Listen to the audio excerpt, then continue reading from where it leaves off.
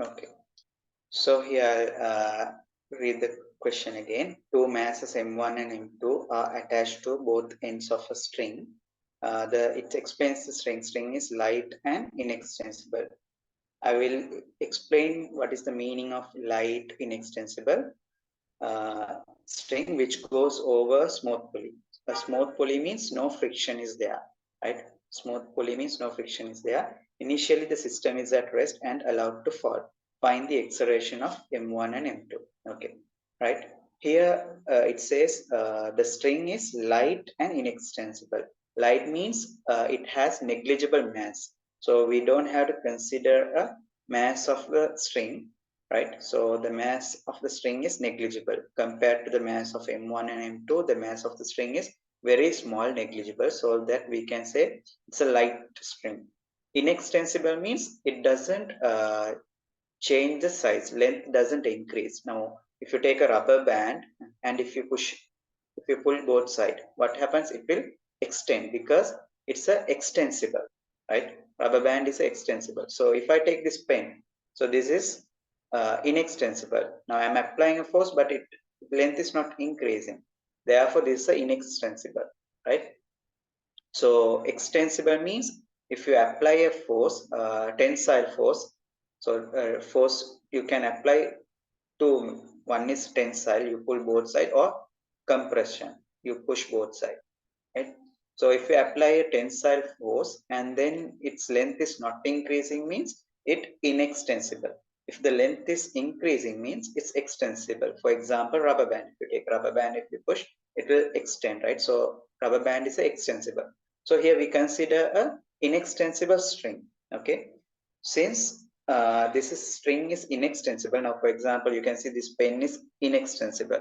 That means if I apply some force, or if I move this with some velocity, you can see at this point, let's say this point is A and this point is B. If I apply some velocity to point A, the same velocity will be there at point B. Now I'll draw you and show here. Let's say you have a string and or a rod, for example. So that will be much easier for you to understand. Let's take this point is A and this point is B. If you apply some speed, let's say this moving with 2 meters per second. So every point, every particle in this rod will move with the same speed, 2 meters per second. Therefore, the point B as well. If you take another point C, that point also have the same speed, right? Now, suppose if you move this point A with the acceleration of 2 meters per second square, right?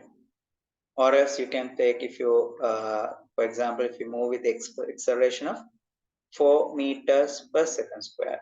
Okay, so now you are moving point A of this rod with the acceleration 4 meters per second square, means every point on this rod have the same acceleration. Therefore, the point B also will move with the same acceleration 4 meters per second squared, because this rod is inextensible.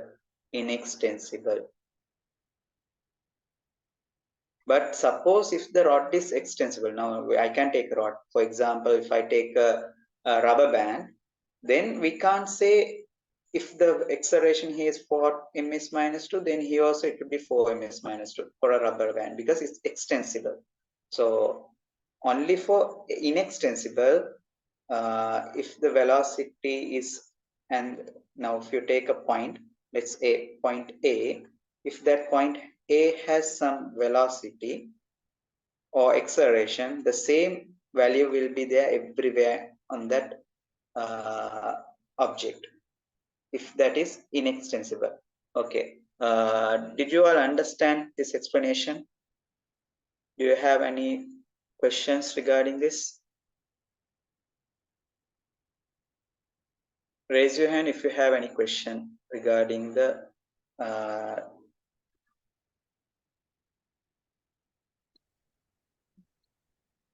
okay, so I didn't see anyone raising the hand, so I hope everyone understood. So now it says the string is inextensible, so whatever the acceleration at this point of the string have, the same acceleration this point also will have. right? This point of the string also have the same acceleration, and this point of the string also have the same acceleration, right? Because it is inextensible. Therefore, this point of the string also have the same acceleration. Therefore, now since this M2 is also connected to the same string, this M2 will also move upward with the same acceleration A. Okay. Okay, the very first thing, M1 is greater than M2, therefore M1 falls vertically downward because it makes larger force. The force is, we know, M1G, the weight. Weight is W equals mg, mass times gravitational acceleration. So here M1 is greater than M2, therefore this side has a higher force than this side. So here the force is M2G and here force is M1G. Since M1 is greater than M2, this term is greater than this term. So therefore, the mass will accelerate, the M1 will accelerate vertically downward. Since this string is connected and since the string is inextensible, the M2 will have same acceleration, but it is in the opposite direction. It is vertically upward. Okay. Now here the M2 have the same acceleration because the string is inextensible. Okay. Right. So now we want to find the acceleration, the value of the acceleration. For this, now I'm going to mark the free body diagram. So what are the forces acting on this M1? So it is weight acts vertically downward, that is correct.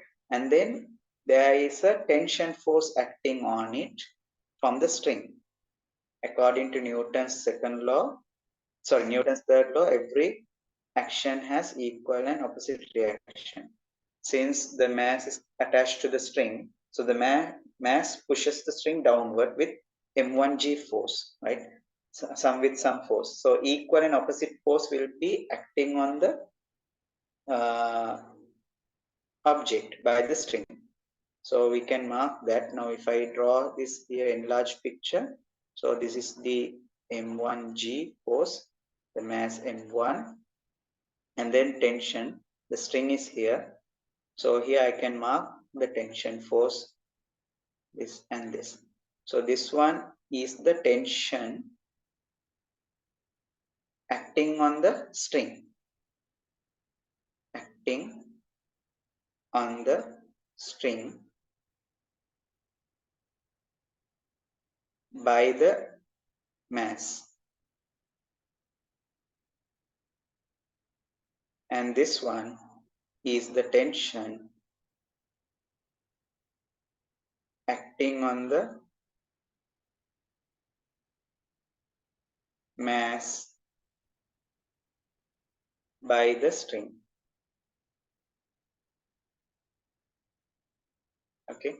So if you consider this as the action, then this is the reaction. Newton's third law, every action has equal and opposite reaction force. Okay.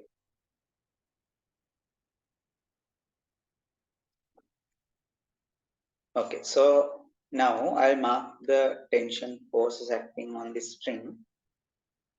So here the tension acting on the object, and this is the tension. I mark tension as capital T. Since the string is light and inextensible, here also the tension will be same. We put a note last time. If the string is light, everywhere the tension will be same. And also the pulley is smooth, therefore no friction. So this side also have the same tension, capital T. So therefore here also the tension will be same. So I can mark that capital T. Okay, right. So now I want to find the acceleration. Therefore I can apply F equals ma for m1 mass. I can apply F equals ma for m1 mass. So since m1 mass is going vertically downward, I can apply that force F equals ma vertically downward.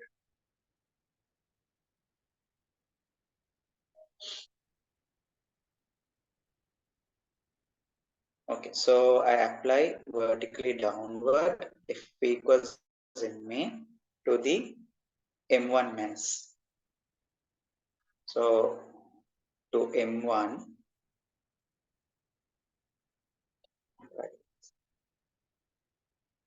using Newton's second law.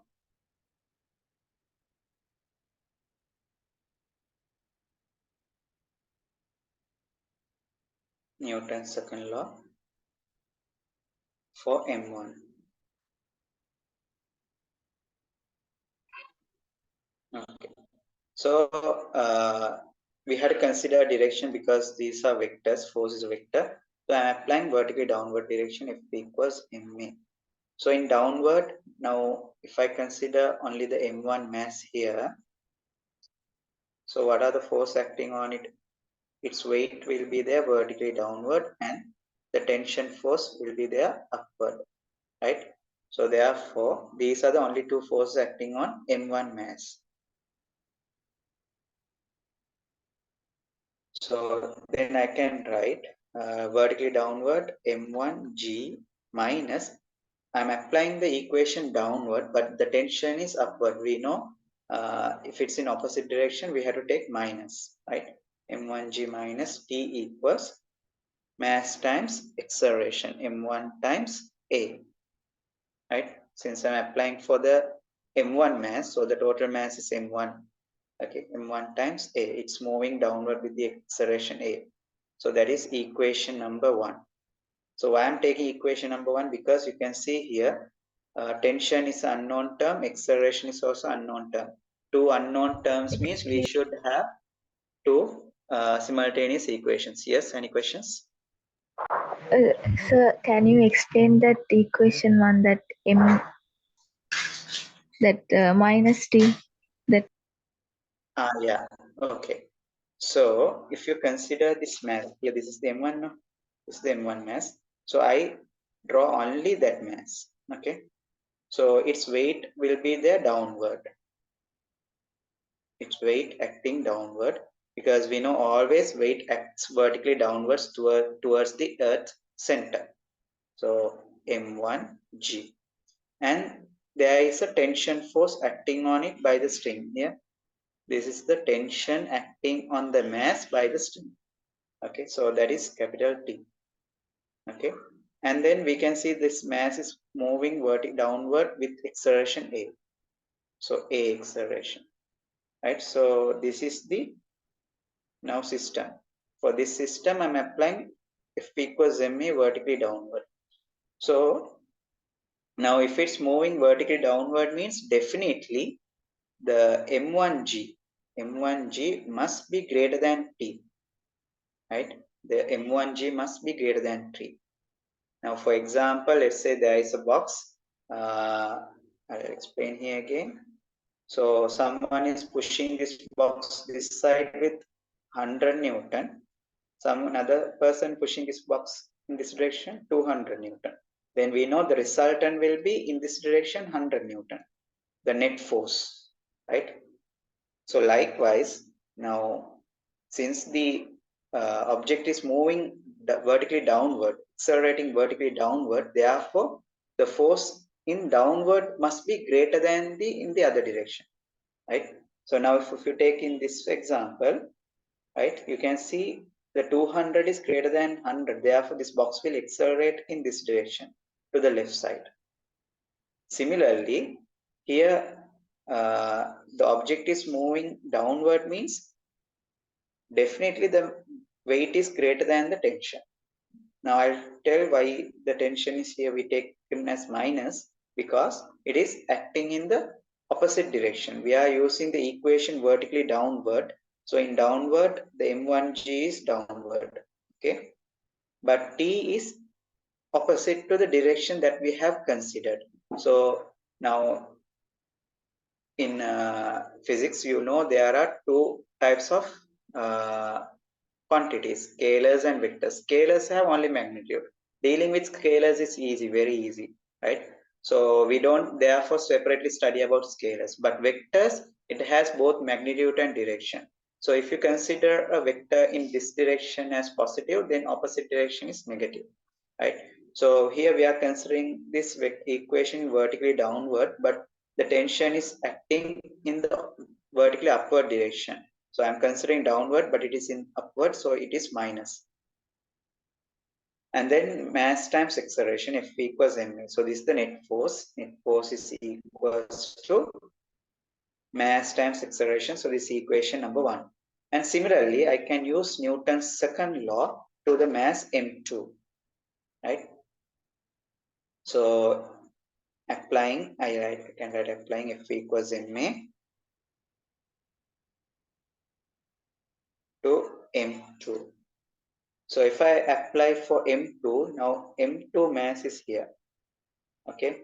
That is the m2 mass. Now for this one, I have to apply vertically upward direction because it is accelerating upward, right? It's accelerating upward. So I applying the equation vertically upward direction.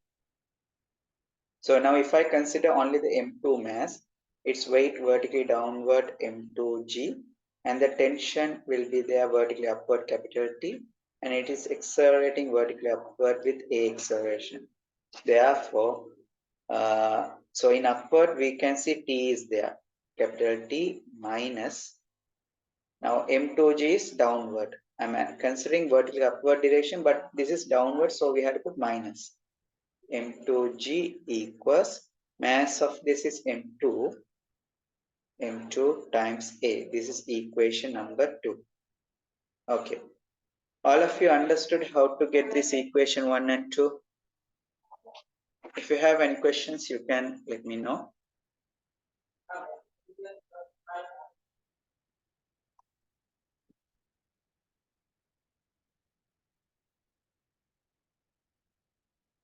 Okay, I think no one has any questions. Good.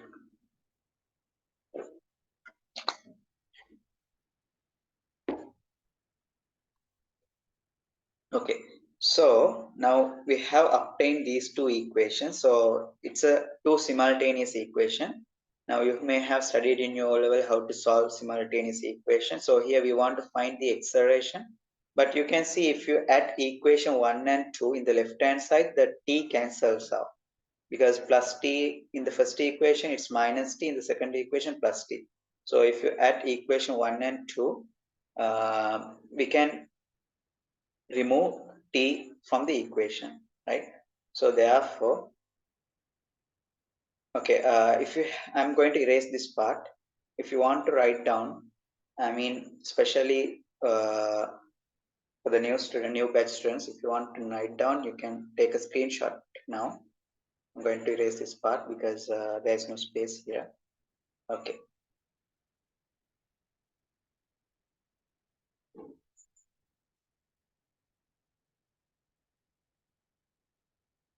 So now I'm going to add equation 1 and 2. 1 plus 2. So in the left hand side, we have m1g minus t. In the equation 2, in the left hand side, we have t minus m2g equals m1a plus m2a. So minus t and plus t cancel. So we get m1g minus m2g equals m1a plus m2a. So in these two terms, a is common. I can take a out. So m1 plus m2. You can take a as a common factor. So we have m1 plus m2. Similarly, in the left hand side, g is a common factor. So m1 minus m2 times g equals to a times m1 plus m2. So subject for a equals m1 minus m2 times g divided by m1 plus m2. Okay, so that is the acceleration of the system. So here, find the acceleration of m1 and m2. So then you have to give the acceleration of m1 and m2. Okay, first you can write down this. First draw the figure and mark the forces.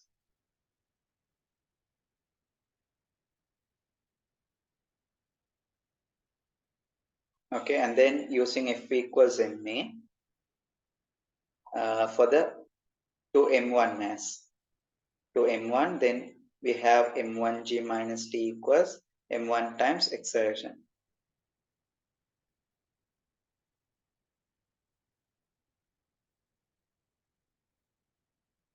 And similarly, you can apply F equals ma for the M2 mass. So it will be T minus M2G equals M2A. And then by solving these two simultaneous equations, you can get the value of acceleration. Suppose if you want to find the tension, what you have to do is take this value for the acceleration, substitute in equation 1 or 2, like what you did in your O levels. Once you have two simultaneous equations, x and y are the variables. If you solve and found the value of x, how do you find y? You take that value and substitute in the one of the equations, so you can get y. Similarly, suppose if the question asks to find the tension in the string, then what you can do is you can substitute that in the equation, either in equation 1 or 2. Okay.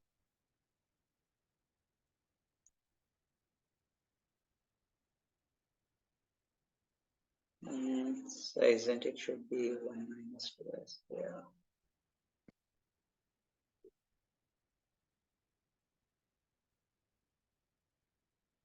Now here you can simply add equation 1 plus 2, because so you can see the tensions cancels out.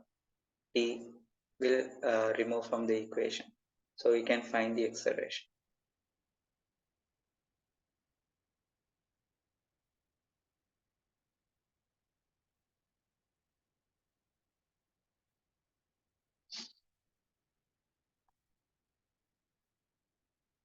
Okay, I got a question. This is how they will ask in A levels.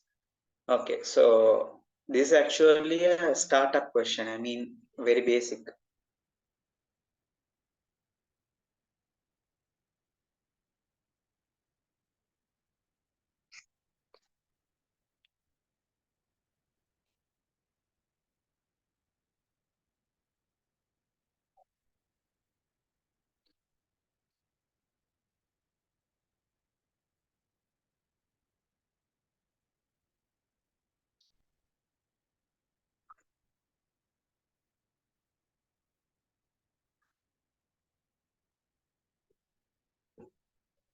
Drop a message in the chat box once you're done with writing.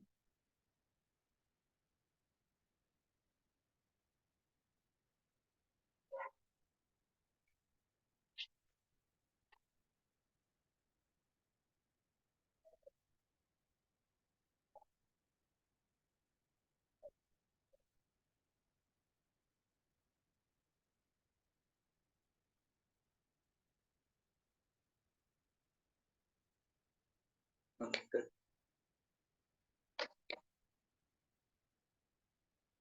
Okay, so if you finish, you can write the second question. Okay, so the question is find the tension in the string. So write down under the same question as part A or B. You can write find the tension in the string.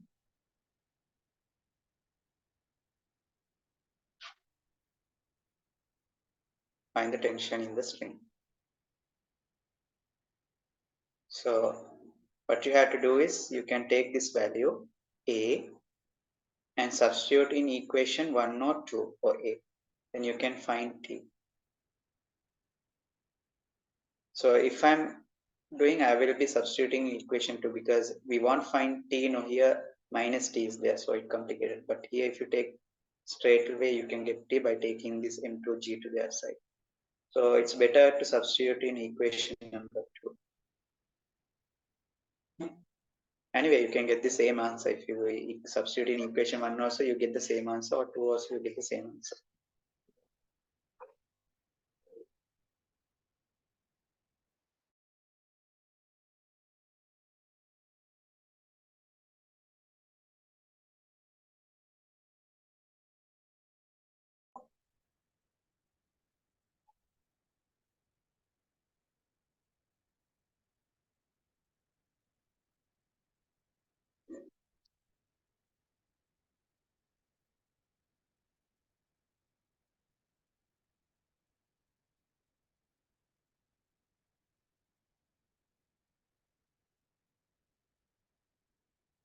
Okay, so I will substitute in equation 1, m1g minus p equals m1 times acceleration. Acceleration is m1 minus m2 g divided by m1 plus m2.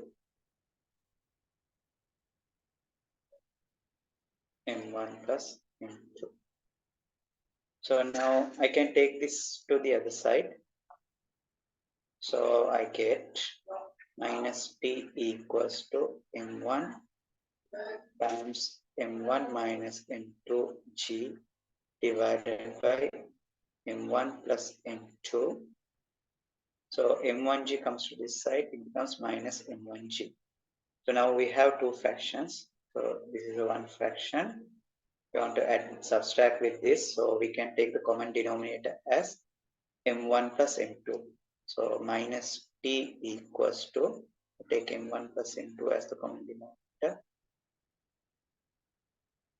So here we have m1 times m1 minus Excuse m2. Yes. that formula. How did you get m1j minus t equals m1 bracket m1 minus? So Okay. There is, you mean you're asking this one, right? yes, This one. Yeah, that is for the x. Okay, I'll redo that part. Okay, so here if you take equation 1, okay, where m1g minus t, so m1g minus t equals m1 times a, m1 times a. Now a is this value, no? We have found a as a equals m1 minus m2g divided by m1 plus m2. So we can substitute for a, right? Like how you have solved in O levels, right? Now if you have like 2x plus 3y equals 5x plus 2y equals 20, then you solve for, like, for example, you find the value of x, then what you will do, you will take that value and substitute in equation 1 or 2 to find the y value, right? Solving simultaneous equation in O levels, remember? So likewise, now here you have got the value of a. You can substitute that in equation 1 or 2 to get the value of t. So m1g minus t equals m1 times acceleration. Acceleration is m1 minus m2 g divided by m1 plus m2. Okay, did I answer to your question?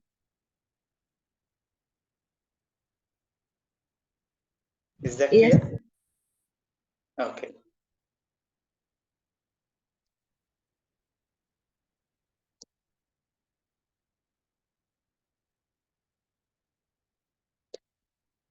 Yeah, suppose if you want to find the tension, there is no other way. You have to substitute for the acceleration and find the tension here, right? So then tension we can now we have to do algebra here. So we can take m1g to the other side. So minus so we t can take the equals, second equation also, right? Like if we yeah, want. yeah. If you want, we can take the second equation also. That is much easier to simplify. So I go with the second equation. Okay, because it's we have plus t now here, so it's easy. So t minus m2g equals, though you can get the same answer from equation 1 also.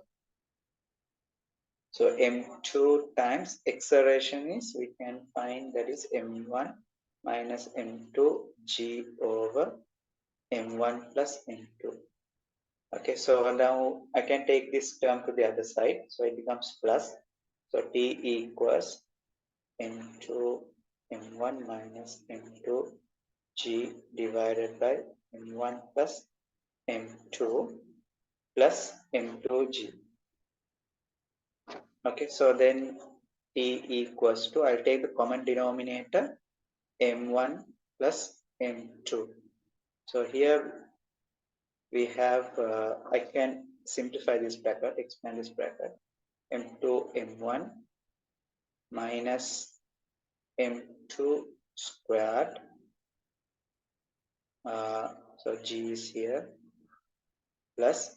Now here again this term will multiply by m1 plus m2. So m2G multiplied by m1 plus m2. Okay. So T equals to, we have m2 m1 minus m2 squared G plus m1 times m2 plus m2 squared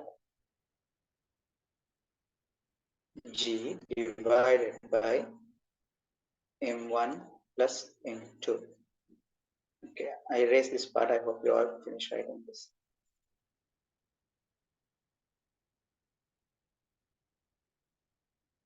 Okay, so then we have, you can see here m2 m1. Okay, and that is plus term. This is also m1 m2 plus term, but here minus m2 squared G, this plus m2 squared G.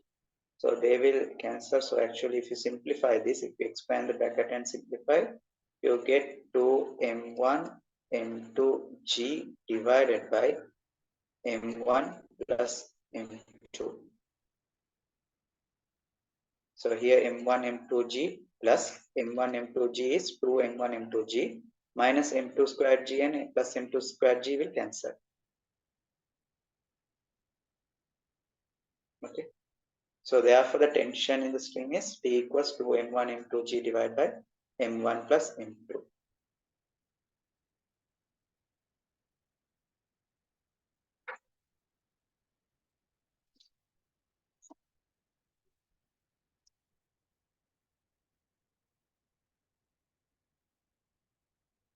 Okay. Did you all understand? Any questions? Hirosh? Are you all clear?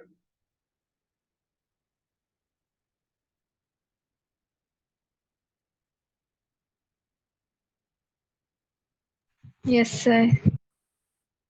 Okay, good.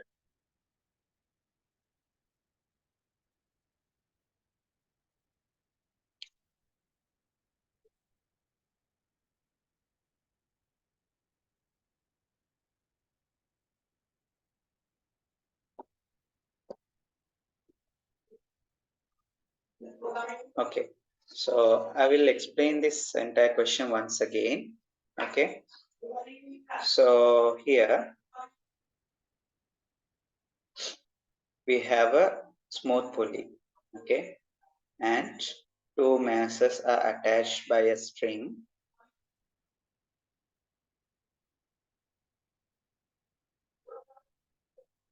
Okay. So it's the same string.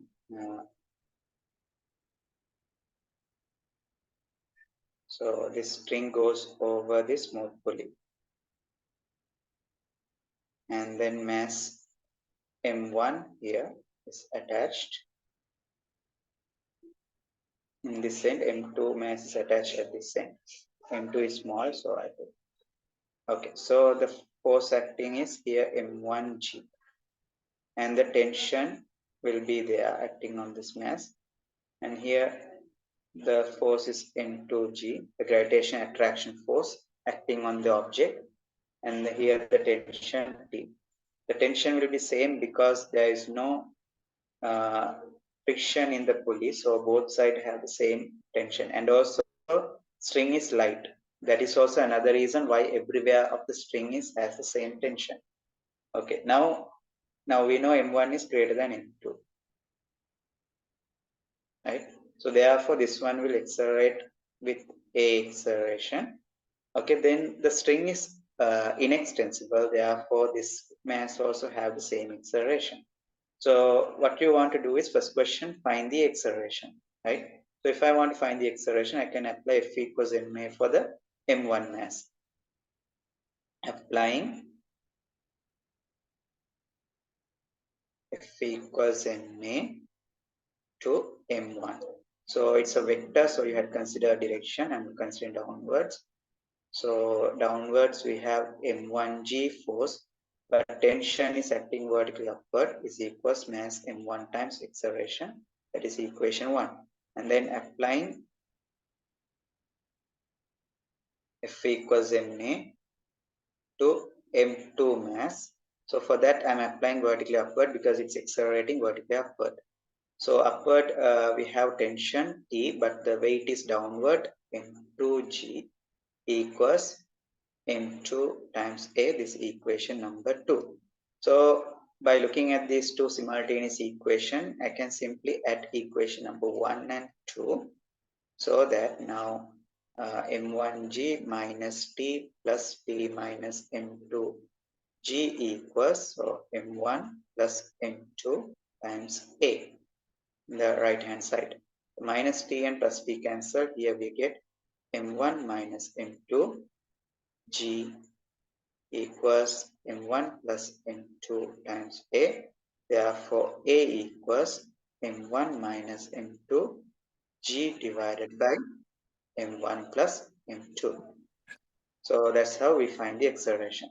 And then if you want to find the tension, you can take this A and substitute in either equation 1 or 2, so that you will get the tension as T equals to m1 m2 g divided by m1 plus m2.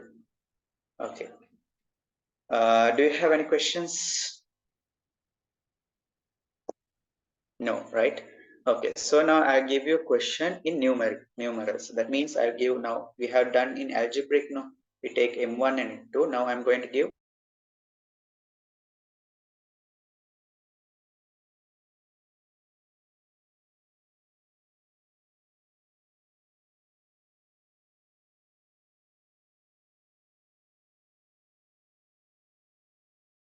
and 5 kilogram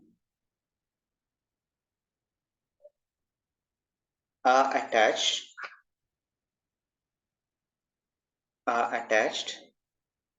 to masses 4 kilogram and 5 kilogram are attached. Guys, can you hear me?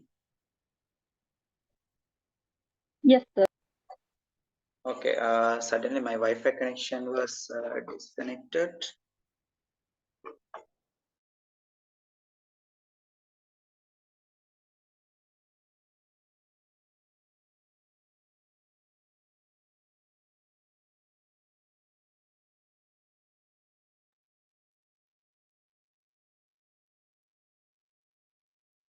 Okay, write down the question, will you?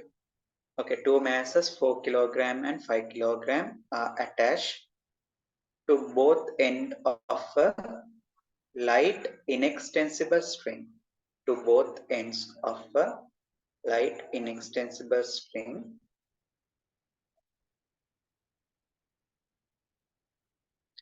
First up,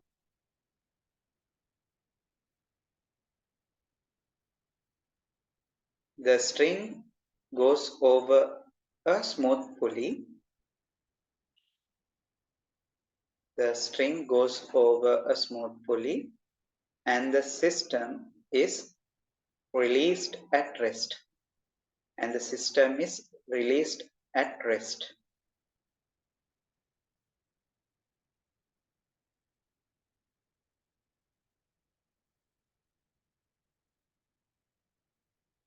And the system is released at rest. Question number 1. Find the acceleration of the system. Find the acceleration of the system. And question number 2. Find the tension in the string. Yeah, I'll repeat the question. Two masses, 4 kilogram and 5 kilogram, are attached to both end of a light inextensible string which goes over a smooth pulley, and the system is released at rest. And the system is released from the rest.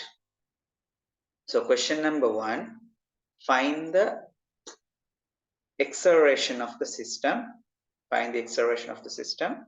And question number 2, find the tension in the string.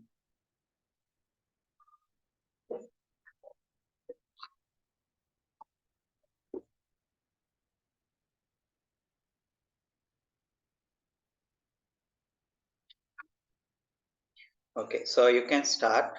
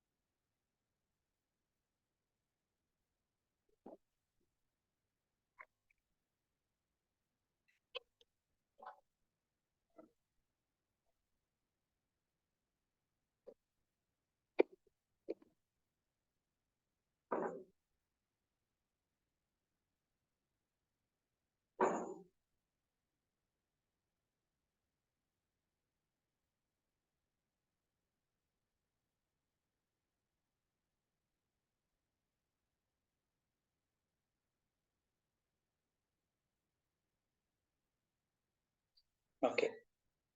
So first tell me what is the weight of this 5 kilogram? The weight will be downward 50 Newton, right?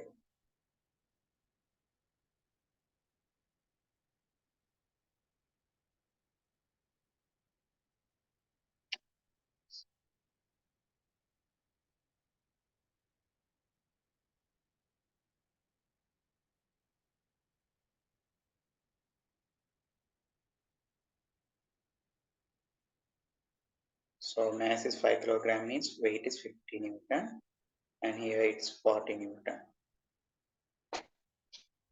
Okay, so the tension we don't know, we can mark capital T. So here also the tension will be T because the string is light. Since the pulley has no friction, so here also the tension will be capital T and here also the tension will be capital T. Okay, so first you have to apply F equals ma for the 5 kilogram and then F equals ma for the 4 kilogram and then by acceleration. Okay.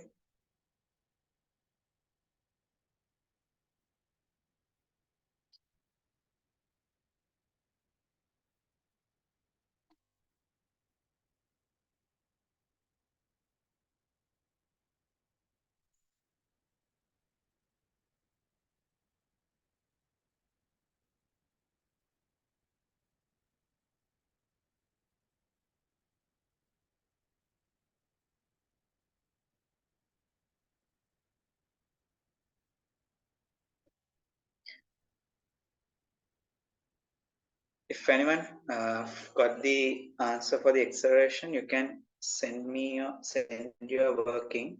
You can take a snap. You can take a picture and send it to me through the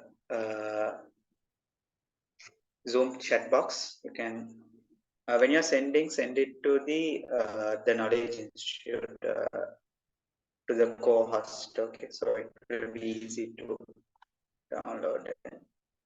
Yeah.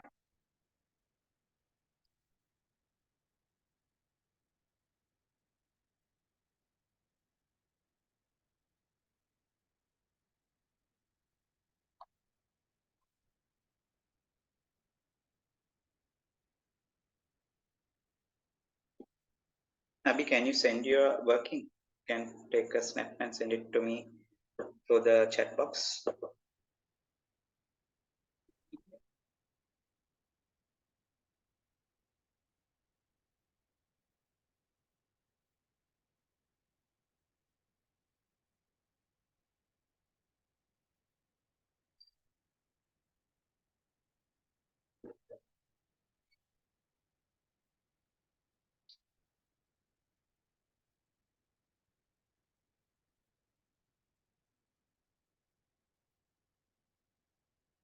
Yes, Hirosh. Okay, I got two answers, both of them saying 10 meters per second squared. I guess the answer might be correct because having the same answer.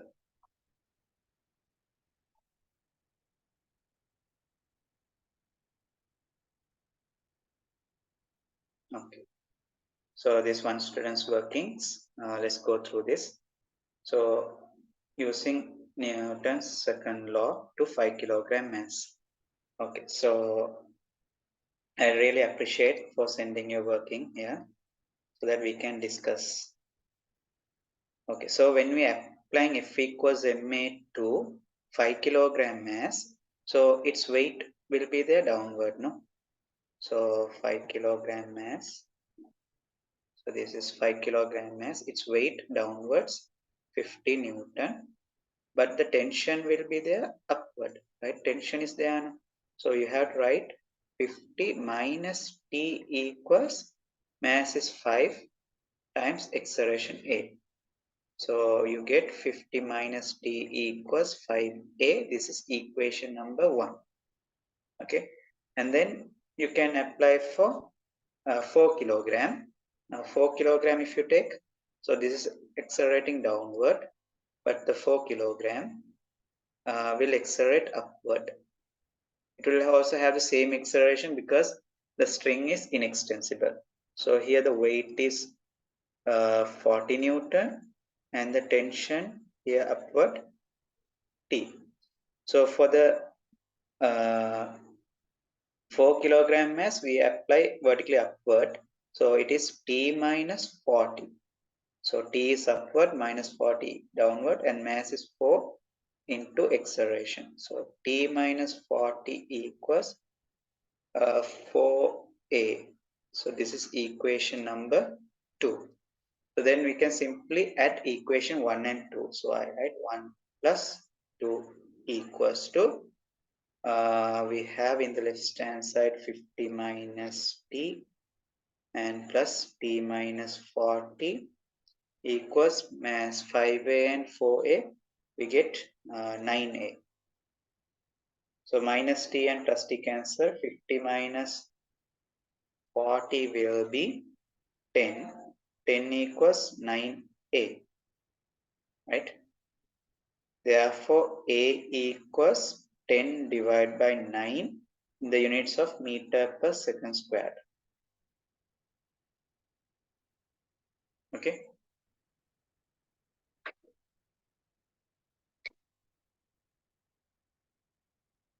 So here we have to be careful when we consider 5 kilogram mass. The tension is acting on it. No, so this is the 5 kilogram. The tension is vertically upward is there. So minus T we have to write.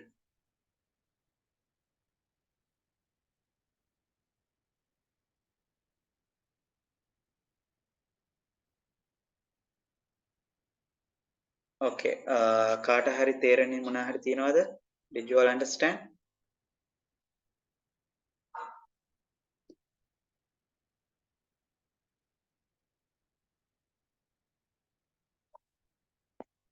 Okay, then we want to find the tension.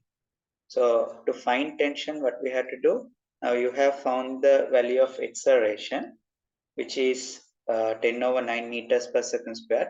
You can substitute that in the equation 1 or 2, right? So I can substitute in equation 2. So I'll substitute in equation 2. So from 2, what we get? So in equation 2, I get T minus 40 equals 4 times A is 10 over 9. So therefore T equals 40 over 9 minus 40 come to that side as plus 40. So the T equals, so we get LCM is 9. So 40 plus 9 into 4 is 360. No? 9 into 40, 360. So we get tension as what? 400. Am I correct? 9 into 4, 336. Yeah, 360. So 900 divided by, 400 divided by 9.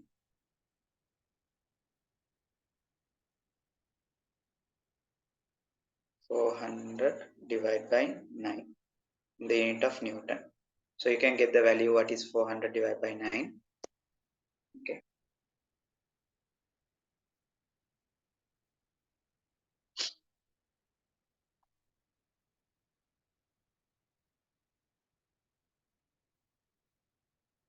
So 400 divided by 9 is 44.4 newtons.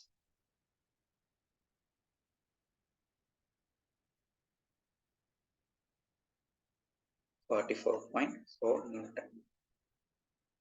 Okay.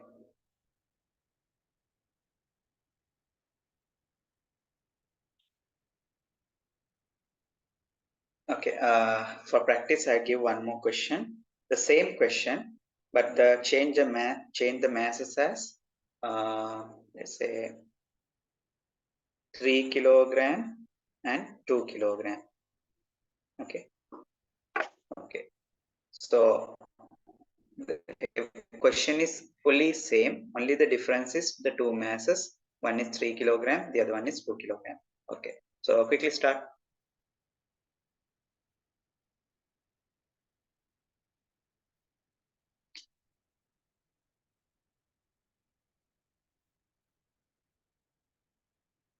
I can tell the acceleration within 5 seconds.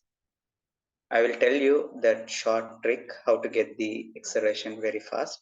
Because if you get a question in MCQ, you have to do it very fast, right? So there's a short trick which I can say the acceleration in just 2-3 seconds. Yeah. So the acceleration here will be 10 divided by 5 is actually 2 meters per second square. If you do the question correctly, you will get the acceleration as 2 meters per second square.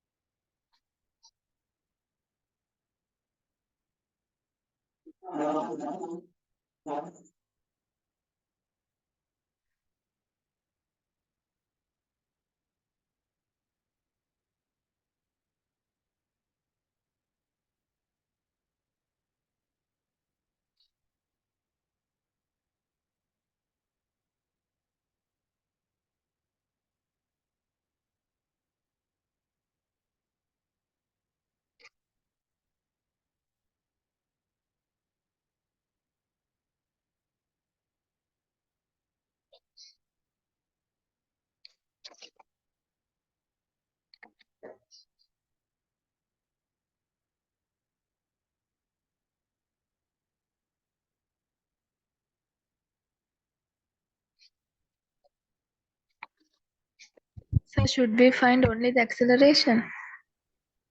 Find the acceleration and then find the tension as well.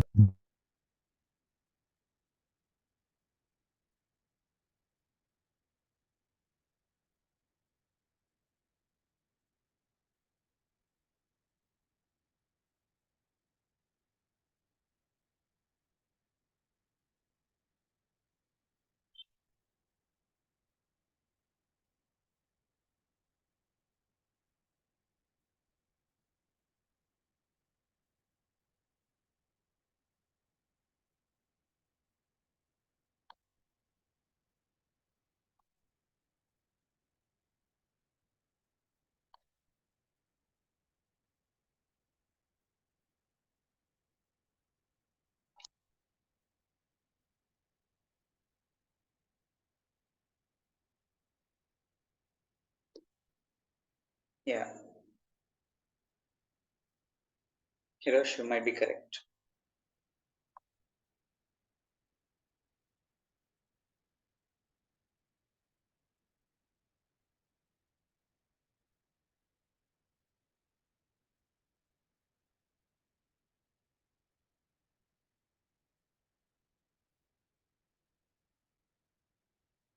Zufar, is it possible for you to send the image to co-host as the Knowledge Institute?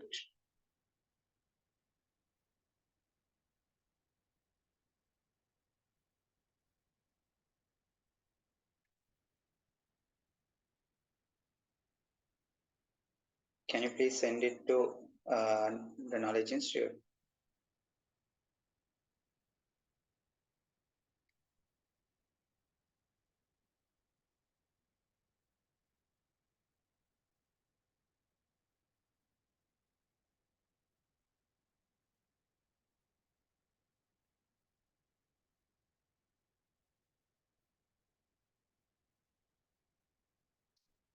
I see.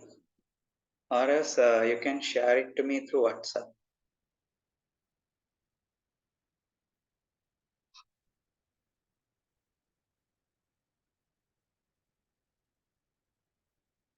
You can send it to me through WhatsApp.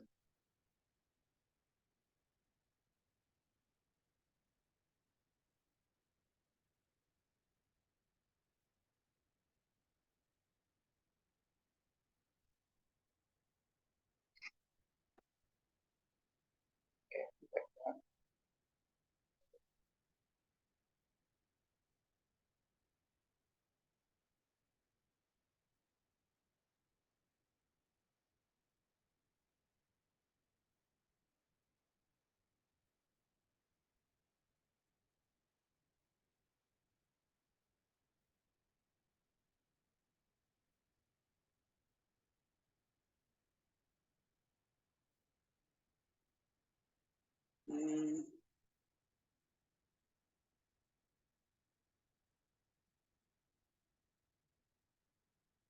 this is not complete, but I think you have done in a quick way. Okay. Yeah. Any other answers?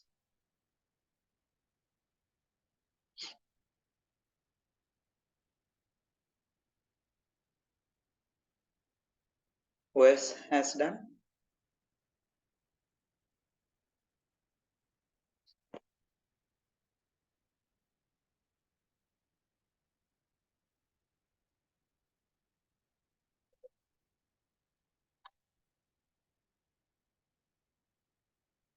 Atika, you finish?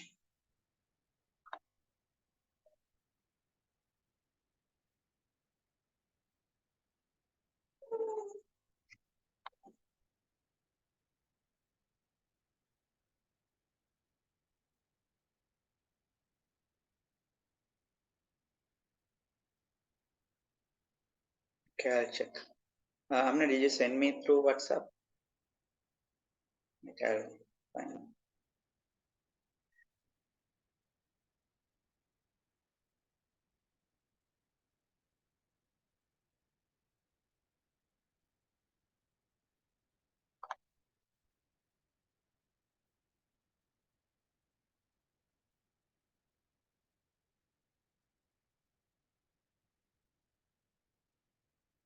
Okay, I got another answer.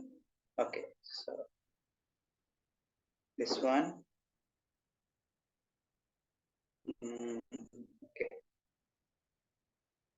for 2 kilogram upward direction F equals ma, T minus 20 equals 2a. For 3 kilogram downward direction, applying F equals ma, 30 minus T equals 3a. So we can add equation 1 and 2. So we get 30 minus T and plus T cancel. 30 minus 20 is 10 equals 2a plus 3a, 5a. So a is 2 meters per second squared. And then substituting that in the equation 1, so we get the tension as 24 Newton. Okay, very good.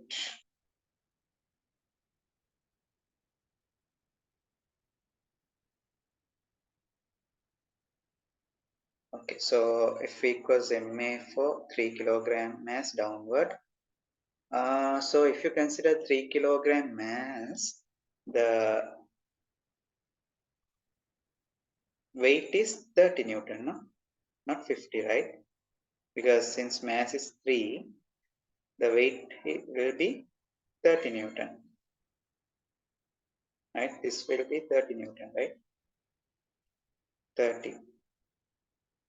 Okay, for the 2 kilogram mass, now here 3 kilogram, so its weight is 30 Newton, 3 into 20, 30 Newton, and then tension vertically upward. Likewise, if you consider the 2 kilogram mass, and this one is more falling downward acceleration, but if you consider the 2 kilogram mass, it will move upward, right? So weight is 20 Newton, tension, it is moving upward. So its weight is here 20. Did you understand? You have to put the weight there. So if the mass is 3 kilogram, so weight we calculate as W equals mg. Weight equals mass times gravitation acceleration. For 3 kilogram into g is 10 meters per second squared. So you get 30 kg ms minus 2. Kg ms minus 2. That means it is Newton. By definition, 1 kg ms minus 2 is Newton. So 30 Newton. Okay. So here the weight is 30 Newton. Here weight is 20 Newton. Apart from that, they all are good. Okay. Yeah.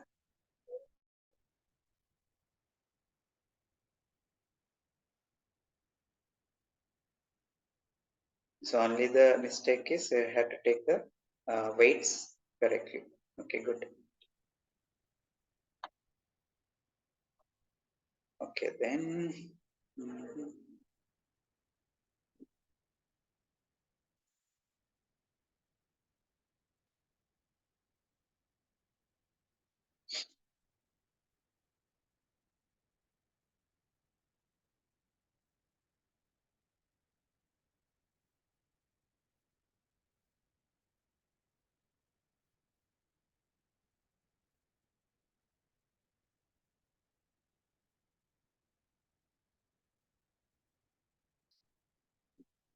Okay. Now I'll do this question. So here we have the mass. So pulley.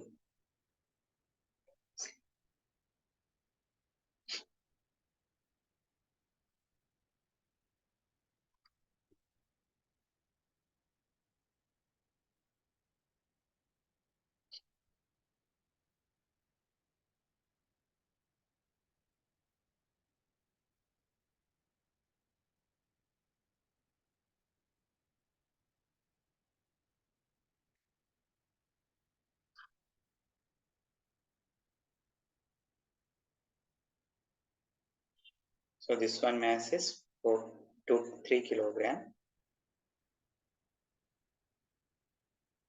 This is 2 kilogram. Okay. So we know this is heavier. So the system will accelerate. This one it will accelerate this direction A, and this one will accelerate vertically upward with the same acceleration. Okay, so let's mark the forces acting on this. So it's weight vertically downward. This one's weight vertically downward. So this is 30 Newton, and this will be 20 Newton. So you can see, so this is the higher force, the larger force exerts. So this will be accelerate downward. Okay, and here the tension T, same tension T here.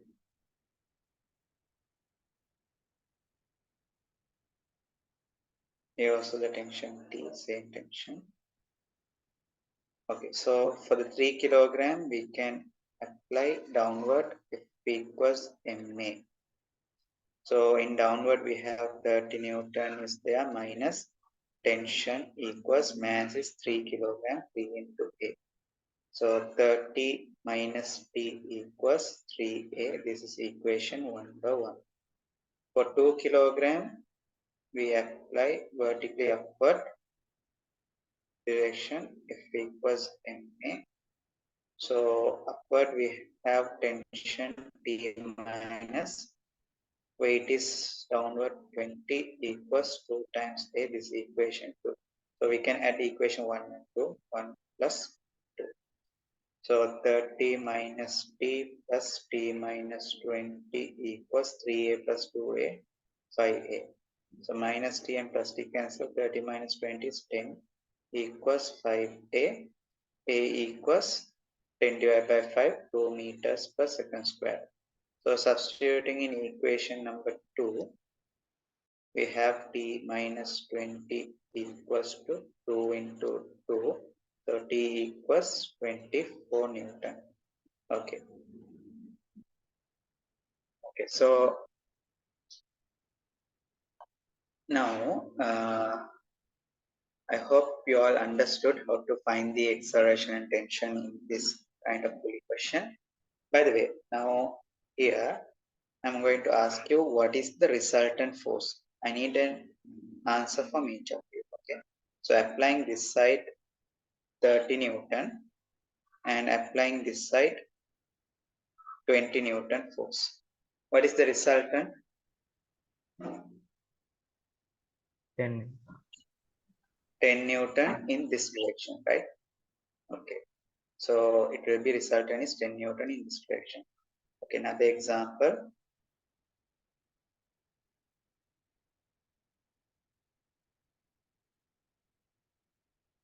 So here two force acting, here 50 Newton and this is 20 Newton, and say this is 30 Newton. So what is the resultant force? 40. 40 to right. 70, 40 to right side. Yes, 40 Newton to the right. Okay. So I hope everyone have some idea about finding the resultant, right? Okay, I'll give one more example. So this side, let's say acting a force of 80 Newton, and this side acting a force of 30 Newton. So what is the resultant? 50 Newton. 50 Newton to the right. 50 Newton to the right. Very good. Okay. So that's correct. Now suppose if I give you the mass, let's say 5 kilogram. So what is the acceleration? Now definitely this force is higher, therefore acceleration will be in this direction. What is the acceleration? To find the acceleration, you need to apply Newton's second law, F equals ma in the accelerating direction, F equals ma. So when you're writing F equals ma, you write the resultant force. 80 minus 30 equals mass is 5 into acceleration. Therefore, A equals 50 divided by 5. A equals 10 meters per second square. Is that clear?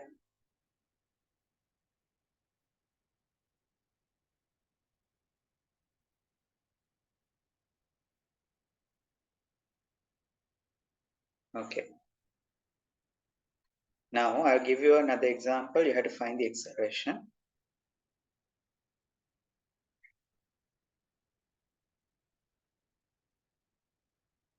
So I keep the same mass, 5 kilogram. Let's say this is 120 Newton, and this is 50 Newton, and another force is acting this direction, 20 Newton.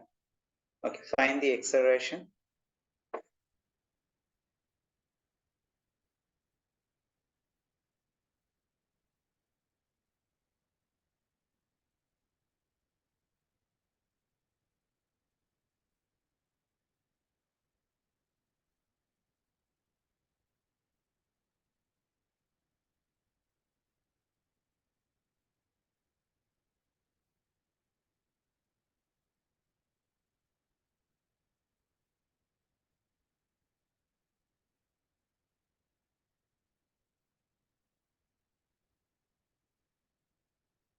What is the acceleration, guys?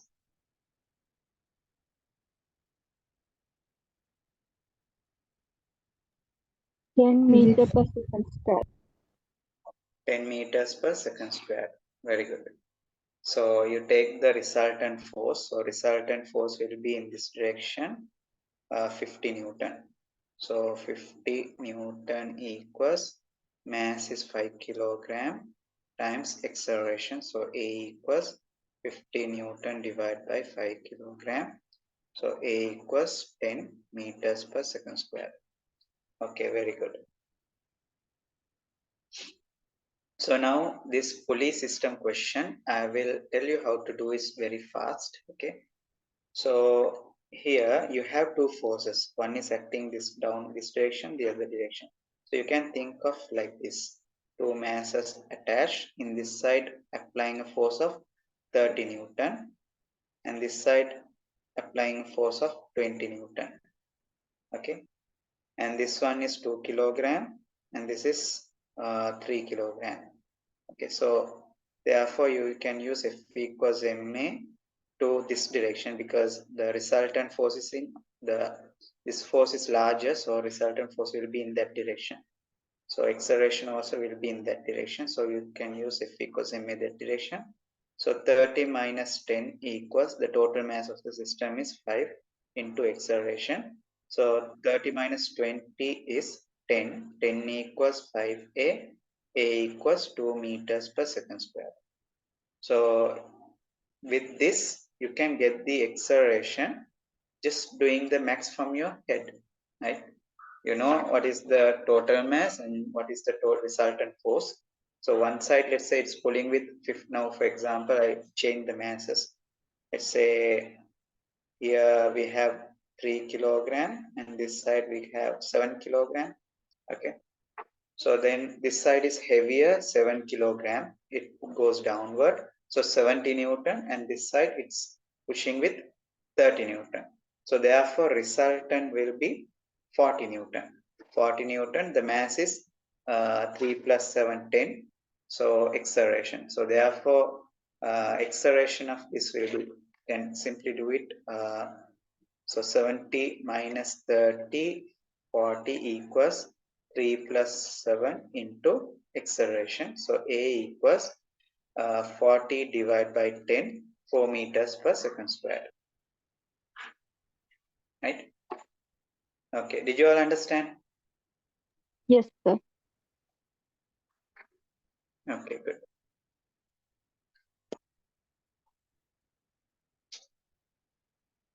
So this is the trick, but this is not actually correct, the method we are doing, right? The actual method, what we is, you have to use F equals ma for m1, F equals ma to m2, and then you have to solve these two equations, and then you have to find the acceleration, right? So if you get a question in essay paper, if you get a question in essay paper, that is the way you have to solve, because for writing F equals ma, applying F equals ma for the m1 mass, for that also have 1 mark, and then substituting properly 1 marks, getting the final answer 1 mark. So likewise the marks might have distributed.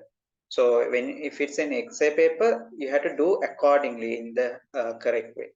Now these short tricks we can use for MCQs, because MCQ, you know your structure of your paper.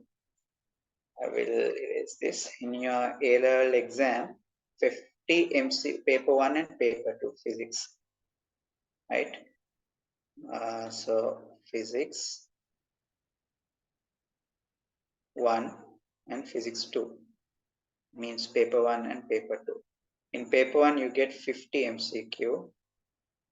So 50 MCQ means directly 50 marks from your final marks. But in the paper 2 you have 4 structured essays, each 10 mark, so 40. And then 5 essay question, out of 5 you have to do 4. 4 into 15 marks is 60. So you get 100, that divided by 2, so 50 marks. This is how your paper marks will be. I mean, A-level physics paper mark structure. So if you take one MCQ correct means directly 1 marks from your final paper. If 20 MCQ corrects, 20 marks. If 35 MCQ corrects, you are pass S. Okay.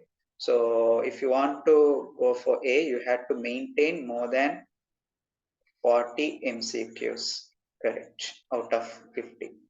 Okay. Then you can go for A. Okay. So writing the MCQ paper is the challenging one, right?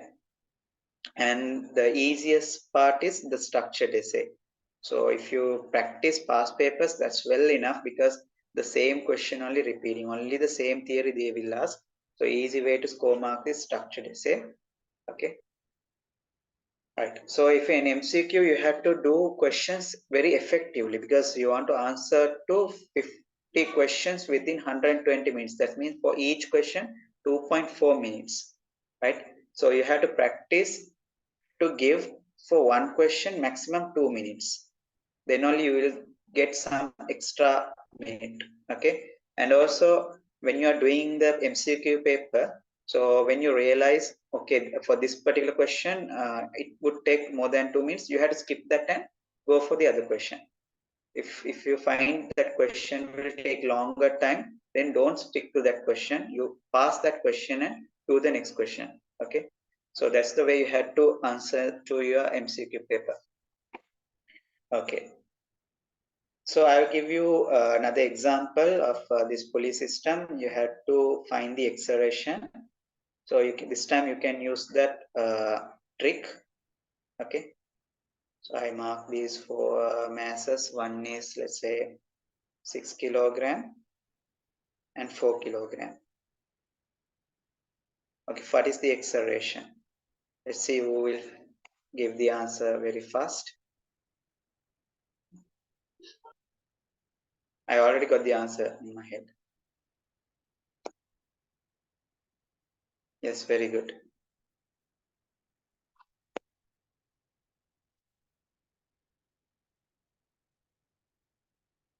I got the answer from Hirosh. Very good. How about others?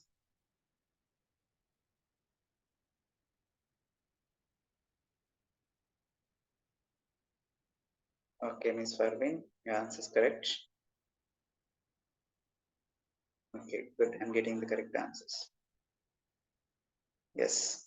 So the acceleration is 2 meters per second square. So here it is vertically downward 60 Newton and this is 40 Newton. So resultant is 20 Newton and the total mass is 10 into A. So therefore A equals 2 meters per second square. Okay.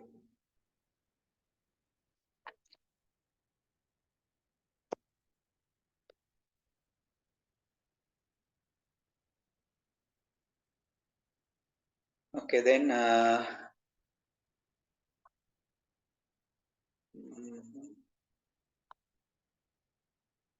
let's move on to the next topic. So we are done with the tension now. So yeah, let's start friction. So write down the topic friction.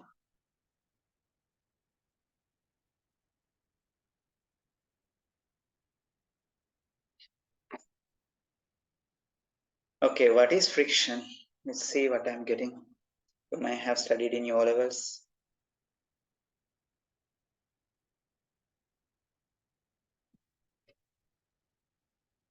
I need a response from each and everyone. What do you know about friction? What is friction?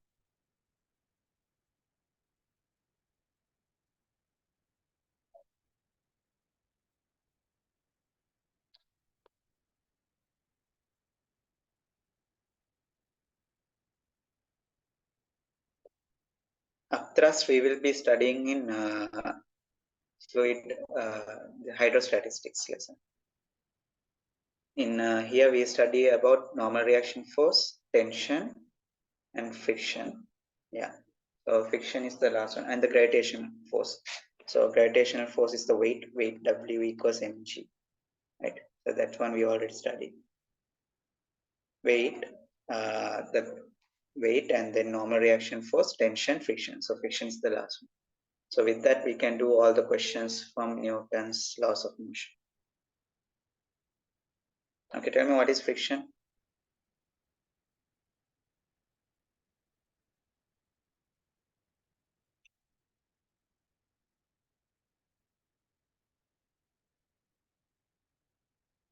Okay, the opposite force when contacting two objects. Okay, good. The force that opposes relative motion between surfaces in contact. Okay, much better.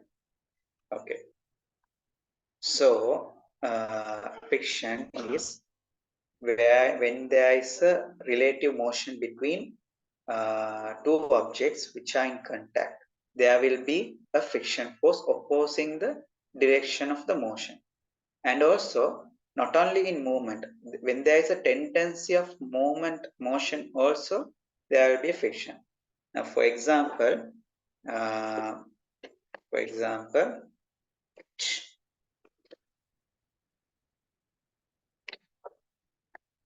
okay, so here you can see a surface, right? Now, if I keep this sliding because due to the gravity, wait, this is not good one. Something like rubber eraser. Wait, okay, this side is good. Okay.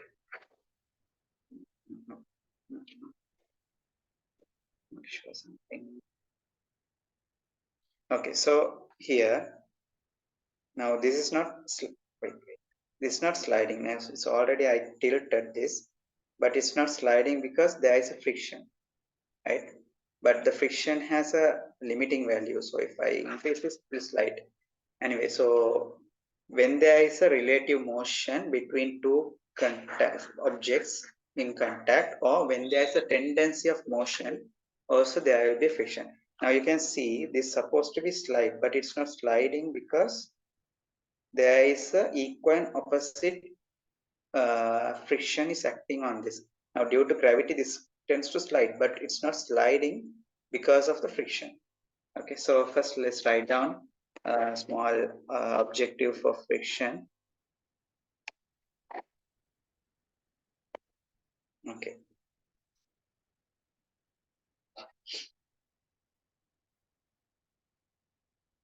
So write down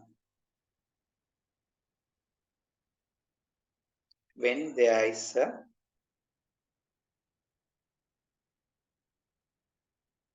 relative motion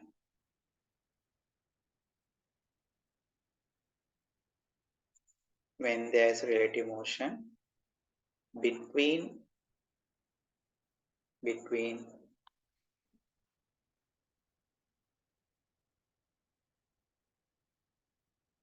two objects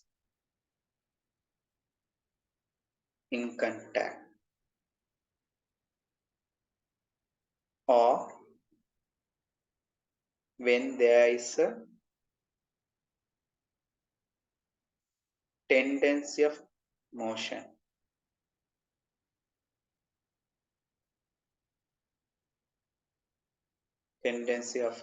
of motion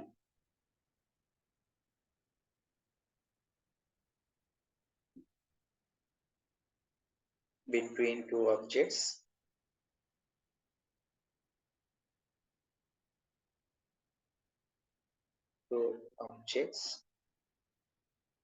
in contact,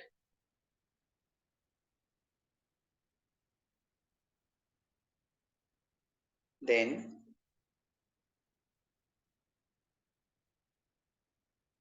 there will be a opposing force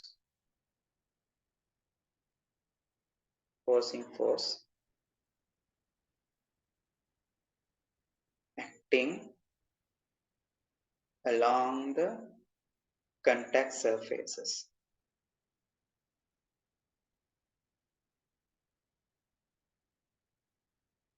of the two objects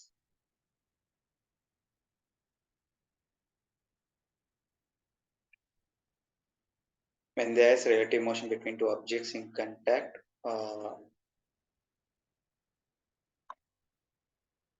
So So here we had to say the objects are rough, contact surface are rough. Because if you consider two objects, but still if they are smooth, then there won't be friction, no? Right? So let's include that also. The motion between two objects in contact, or when there is a tendency of motion between two objects in contact, then there will be opposing force acting along the contact surfaces of the two objects. This is known as friction.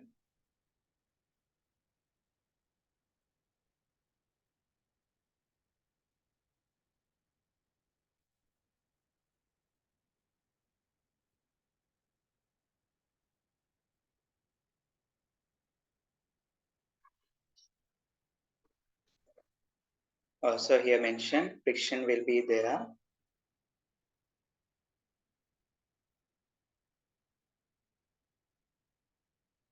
between rough surfaces.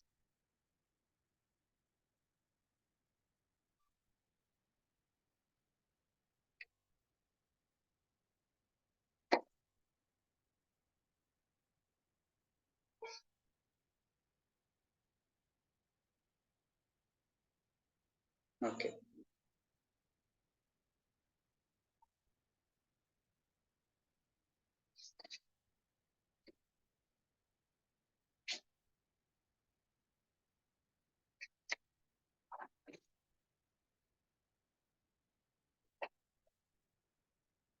Okay, so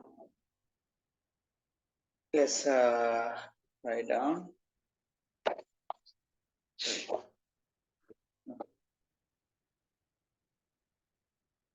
Friction will be there between rough surfaces.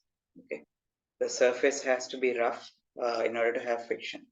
The friction is very important force of our life. We cannot, what do you call? We cannot move forward in life without friction. Friction is very important because, for example, we can't even walk if there is no friction, right? You will study that, and there are more advantages as well as disadvantages also there are due to friction. Anyway, we will study step by step. Okay.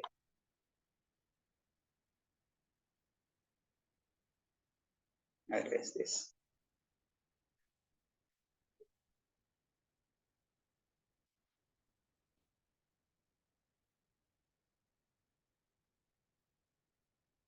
Okay, first we will consider an object is placed on a surface. Okay, a rough ground maybe.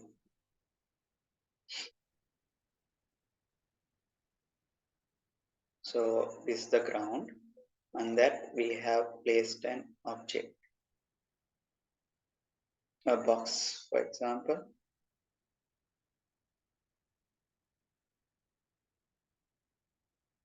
Okay, and let's mark the object is at rest. Okay, so it is not moving, it's not doing anything, it's just rest. Okay, so in this case, what is the friction force? It's a horizontal surface. I keep the box and I'm asking, what is the friction force acting on this mass? Any answer? It's zero. It's zero because there is no any relative motion or there is no any tendency of motion. Therefore, if I keep the box at that place, it will remains there. There is no any tendency of motion. So therefore, the friction will be zero. Okay, so let's mark the force acting on this object. So its weight vertically downward from its center of gravity. So weight vertically downward, mg, and the normal reaction force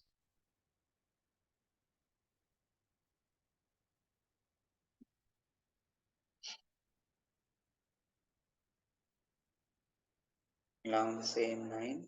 So I'll take different color.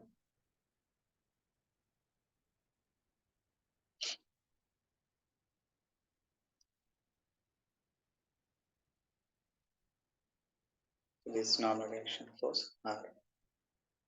Okay, so these are the only two forces acting on this.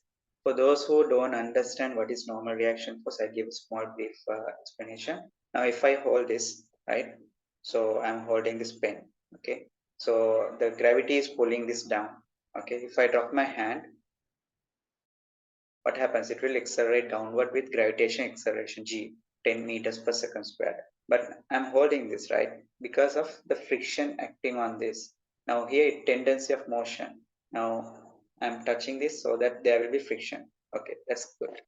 But now if you take this, okay, so this table, for example, let's say, and then I kept a box object. So this object is attracted by the ground. The weight is acting downward, but it is staying stationary because the normal reaction force from the this table, right? So now, for example, if I push this wall, okay, I feel a force. If I push harder, I feel a larger force. That is according to Newton's third law. Every action has equal and opposite reaction. Okay, so when there is a contact between two objects, there will be a normal reaction force. So now here you can see this object is balanced due to two forces. One is its weight, which is gravitation attraction force. The other one is normal reaction force acting on this from my hand. So equal and opposite normal reaction force acting on my hand from this object. Okay. Okay. So in this case, there is no friction, right? So let's write down. So you can put a point and start. Let us consider. Let us consider. Sorry.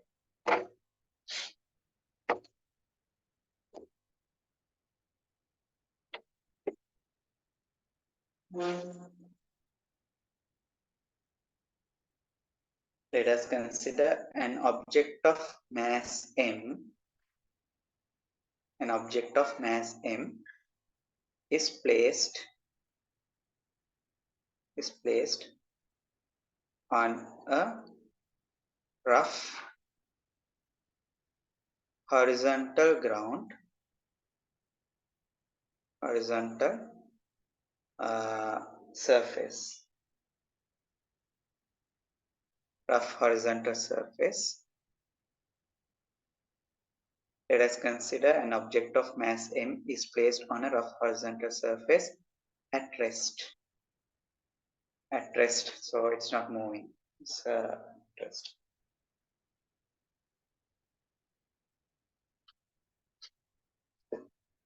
Okay, so here what we can say is, since in this direction there is no any tendency of movement or no any force acting in this in the direction parallel to the surface, right? So since there is no any force acting in the direction parallel to the contact surfaces, so there is no any tendency of motion, so there is no friction, right? So we can write down that. So let's write down, since there is no any external force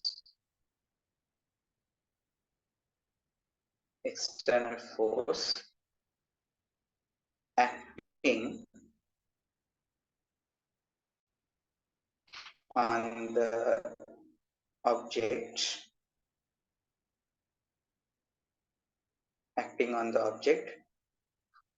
force acting on the object. If I stop from there, it's totally wrong because there are two external forces acting on the object. One is this normal reaction force, other one is weight. So here I have to mention in the horizontal direction, since there is no any external force acting on the object in horizontal direction. So in horizontal direction, there is no any external force, but in vertical direction, we can see the normal reaction force is there, weight is there.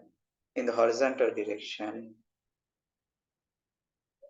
since there is no any external force acting on the horizontal direction, within brackets I can write parallel to contact surface.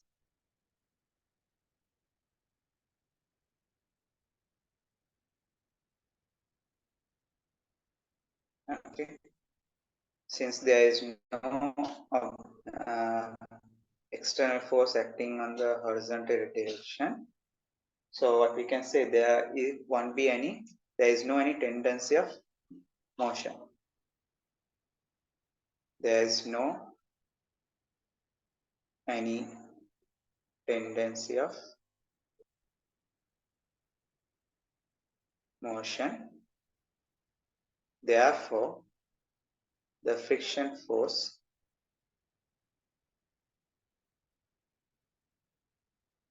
is zero.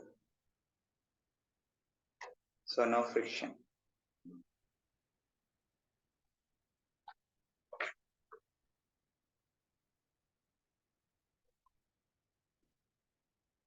Therefore, the friction force is zero. Okay. So the next thing is, now I'm going to apply a horizontal force. Okay. So the first one you can take this as first bullet point, and now you write down the second bullet point, or you can take number 1 and 2, or you can take the second bullet point. So here let's write the second case, applying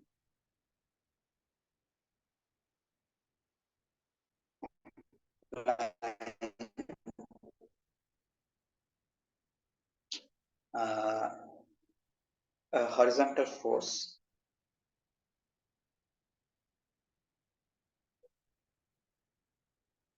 applying a horizontal force. Okay, yeah. So we can think that this as a second case. Okay, applying horizontal force, and object still remains at rest. Object still remains at rest. So the second case we can consider applying a horizontal force and object still remains at rest. It's not moving. Okay. So I take this same diagram for this explanation. So only thing is, now I have to apply a force, external force F.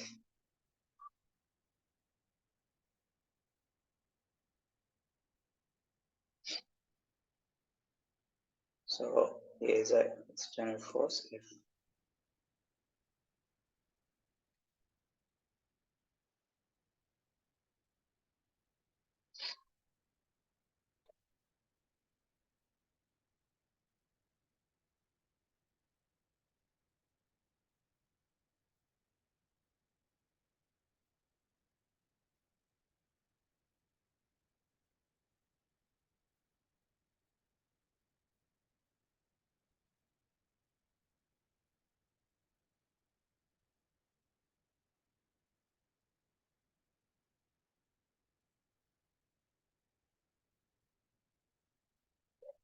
Okay, so here F is the external force. External. Okay, so we are applying the force, but it is not still moving. Why is that? Why the object is not moving? So still the object is placed on a rough surface. Now applying a force of F, but it's not moving. Why? Can someone tell me the reason?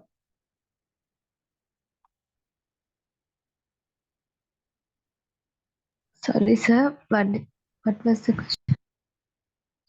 Yeah, the question is, now we have applied this force F on this object, which is on a rough surface, but the object is not moving. What would be the reason for that?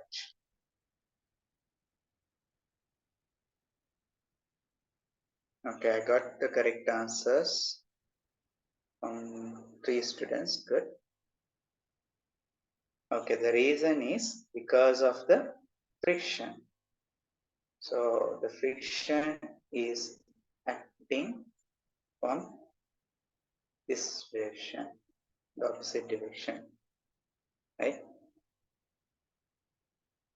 So this is I mark as the friction. So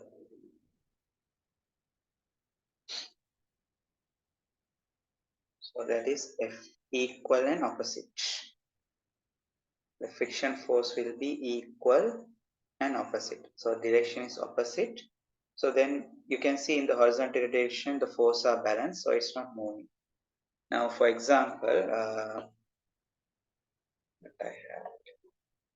so here I have placed this and I'm pushing it. It's not moving. Why? Because the friction is there, right? Okay. So now what I'm going to do is, okay, so in this case, the applied force, the external force is equals to the friction force. So in this case, now after writing this, okay, after writing this, you have to draw this figure and then we can state that friction force is equal to the external force.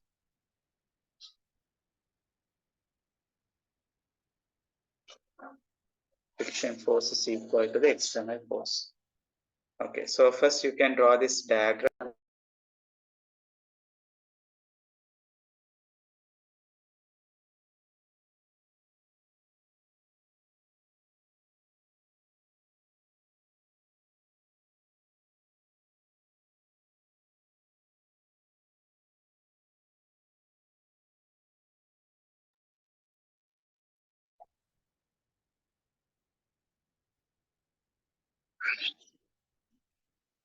Okay.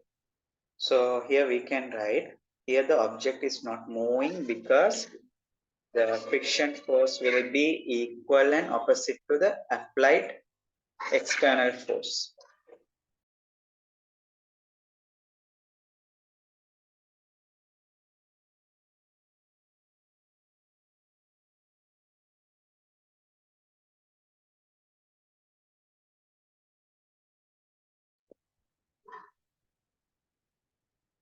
Here the object is not moving because the friction force acting on the object is equal and opposite to the external force.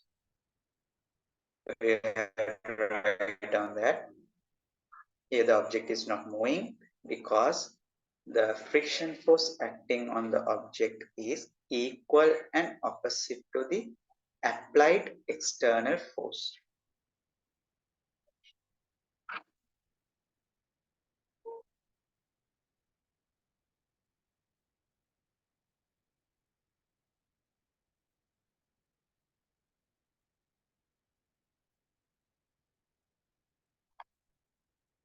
Okay, now listen carefully. Now, for example, let's say there is a big table in your classroom, right?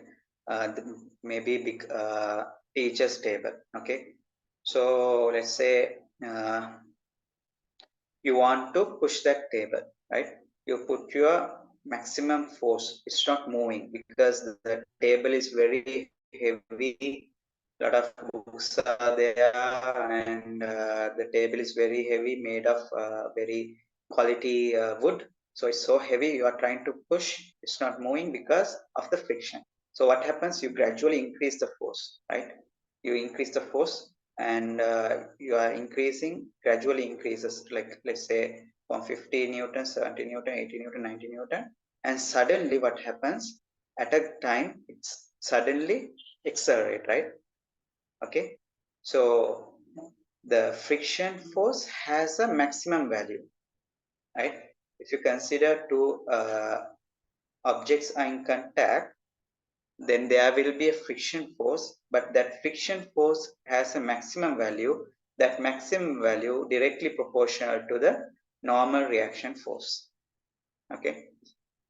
So here's the normal reaction force. So this is the normal reaction force. So the friction is the maximum friction of two objects in contact is directly proportional to the normal reaction force. That one you will see. I will explain. Okay. So now, for example, let's say here.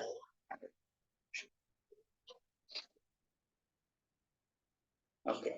Now, for example, let's say there is a table. Okay. Table. Now you are trying to push with some force F. So equal and opposite friction force will be there acting along the legs. So the legs are the points where it contacts, right? So this, let's say F1 here, F2.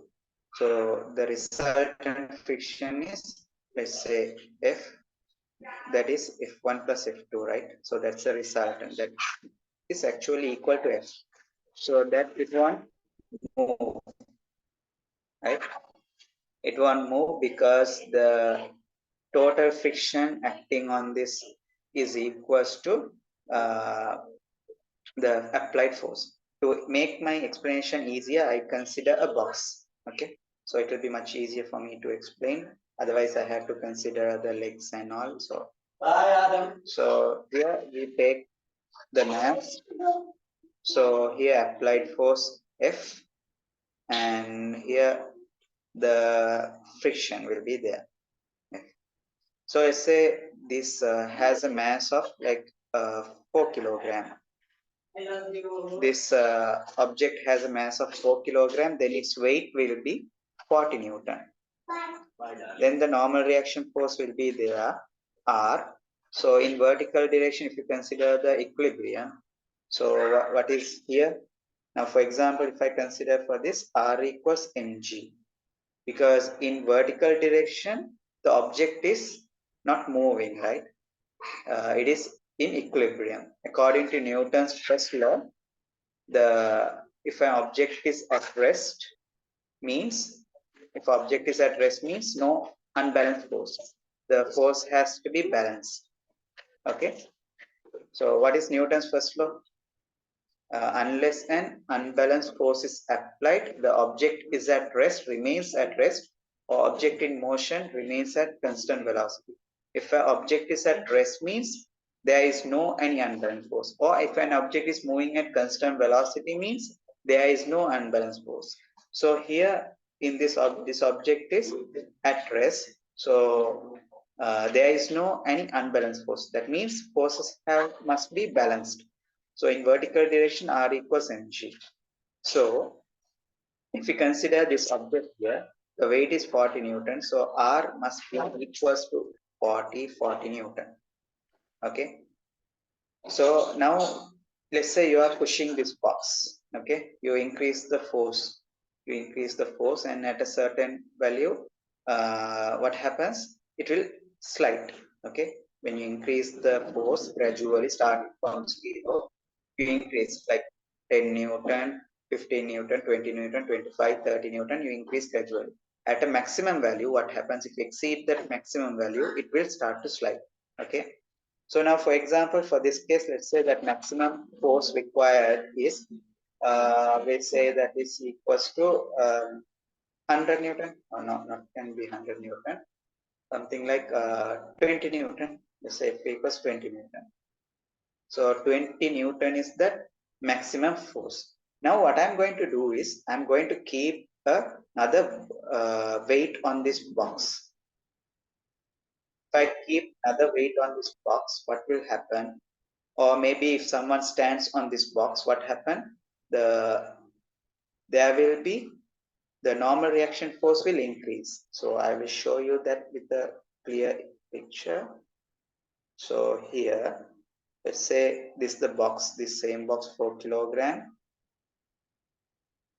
And then this is, let's say another weight, let's say 10 kilogram. Okay. So now we'll want to find the normal reaction force, this R value. So here R, and this one's weight downward 40 Newton. And then here another contact. So there will be another reaction force. Let's say R1 is R1. I think I had to draw a nice picture which I'll draw a big picture.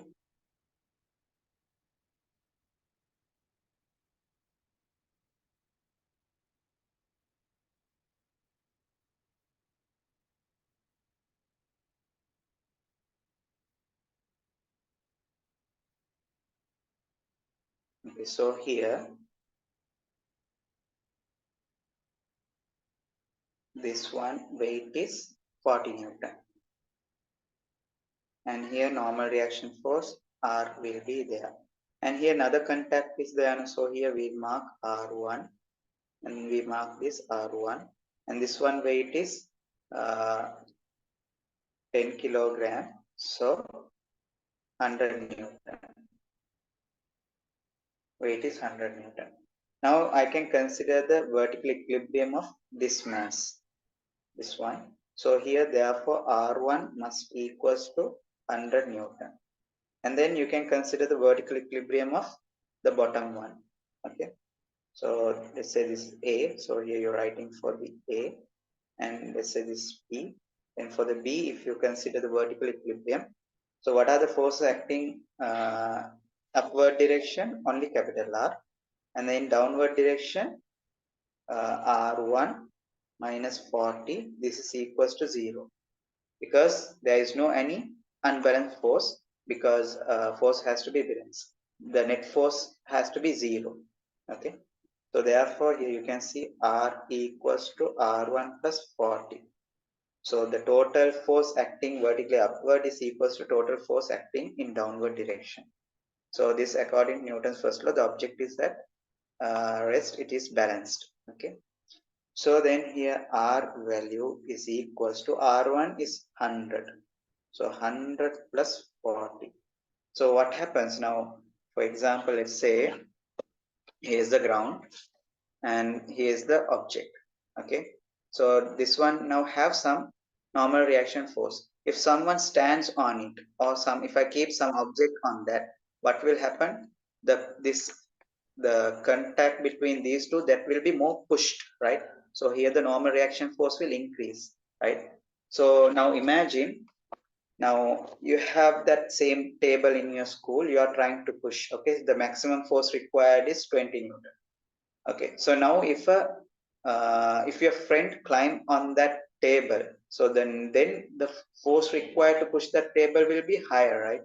So it's very clear, directly you get some insight that the normal friction force acting on the object will proportional to the normal reaction force. Okay, if this push hard with the surface, then it is very difficult to move, right? So okay, I hope you all got some idea about it. If yes, please raise your hand.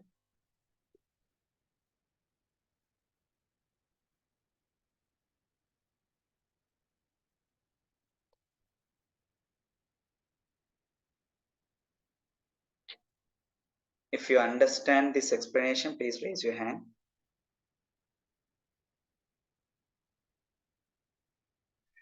Okay, 2 hands. 5.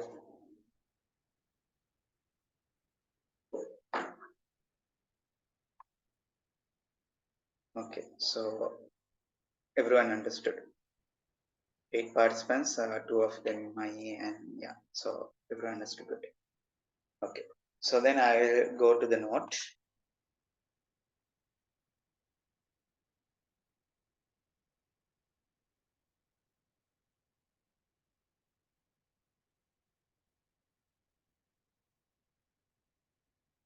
Okay, so again, now the box is there, and if I push with some 10 Newton force, the object is not moving because equal and opposite friction will be there. I increase the force to 25 Newton. Still it's not moving. That means today's ending time of it's almost 11:15, no? Is it okay if I continue until 11:30, or shall I wind up in 5 minutes?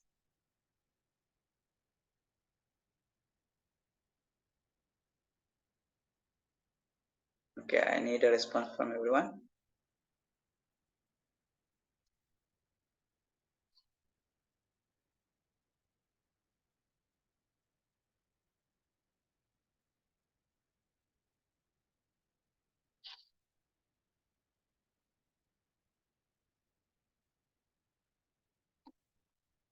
For others, shall I wind up in 5 minutes or will continue until 11:30?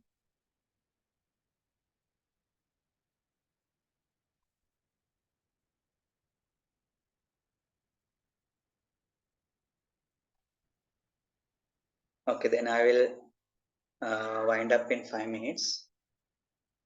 So I'll just explain about the friction and then I will give the note in the next class. So here imagine there is a box. Okay, so I'm pushing with increasing with 0. If 0 applied force means the friction force also 0, right? If there is no any horizontal force, then the friction force will be 0, right? Now I increased 1 Newton. It's not moving, which means friction will be there 1 Newton. So I'm pushing, let's say there's a huge box, or yeah. So I'm pushing with now 5 Newton. Still it's not moving, which means the friction will be 5 Newton equal and opposite. I increase to 10. Still it's not moving, which means friction is 10 Newton. So I gradually increases, gradually continuously, like not like gradually I increase the force. If I increase the force gradually, there will be a value. We call that as a limiting friction, static limiting friction. Okay. So static limiting friction. Static limiting friction. So I give the note, no need to write anything. I'll give the note in the next class. I'll just explain briefly. So we name it Fs. That is the static limiting friction. That's the maximum value between two, maximum value for friction force between two surfaces. Now, for example, if I consider the box and the floor, there has a in about for those two contacts has the maximum value. Okay, so that is Fs. That Fs is directly proportional to the normal reaction force, because if I push that box harder, if someone push that box harder to the ground, then the normal reaction force will increase, so it has a need a more force to push the box, right, to make it move. So uh, if the mass is, like, for example, it's easy to move a chair than the table, because chair has less normal reaction force, so it's easy to move, so the limiting friction is small. So but if you consider the table has larger mass, so larger weight, so therefore normal reaction force is large, so you need larger, therefore the limiting friction force is higher than that of the chair, you need larger force to apply.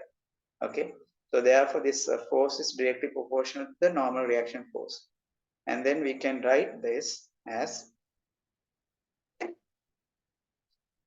so Fs, this normal reaction force is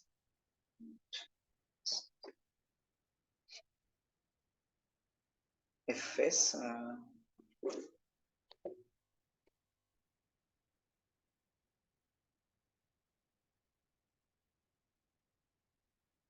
so we can write this as Fs equals to mu s times r. Okay, so here mu s is known as the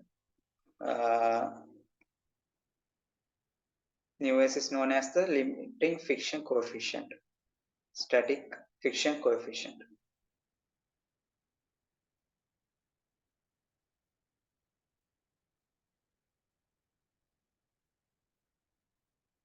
Okay, so we will study more about this. So Fs is the maximum friction force. That means This friction force we have marked here when it's in balance. So this F is always less than or equal to Fs. The friction force acting on an object is always less than or equal to the static friction force. Okay, so with this, I will conclude this session. So in the next class, I will give the note about these. Okay. So thanks for joining and study well. Have a good sleep. Hope you will see dreams. In your dreams, I hope you will see these frictions, Newton's laws, forces, and all. Okay. Okay, then. So good night. If you have any questions, you can ask.